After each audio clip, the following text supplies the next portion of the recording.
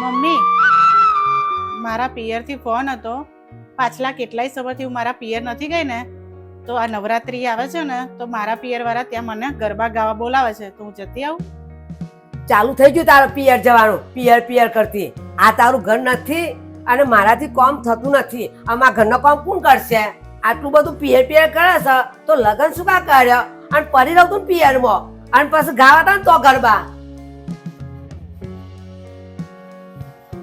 Hello બેટા, કેમ છો? મજામાં? બહુ દિવસે ફોન કર્યો બેટા. તી તો તને તારી મા યાદ નથી આવતી? શું કરું મમ્મી, ઘરના બધા જ કામ કરવાના છે. મારા સાસુ એવું કહે છે કે આ ઘરના બધા જ કામ તારે કરવાના છે, એટલે ઘરના કામ પતતાય નથી અને હું ફ્રી પડતી નથી.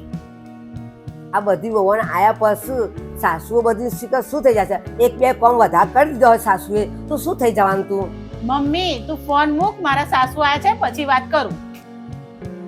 એની સાસુએ મારી દીકરીની જિંદગી બગાડી દીધી.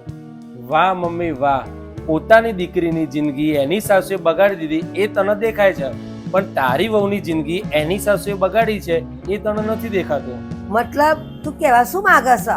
મતલબ હું એ જ કહેવા માંગુ છું મમ્મી, એને પણ એના પિયર આજે વાત કરે 1 અઠવાડિયું થઈ ગયું. શું એનું મન નહીં થતું હોય એના પિયર વાત કરવાનું? મમ્મી, એક સાસુની નજરથી નહીં, તું એક માની નજરથી એની સામું જો. એ પણ કોઈક માની દીકરી છે.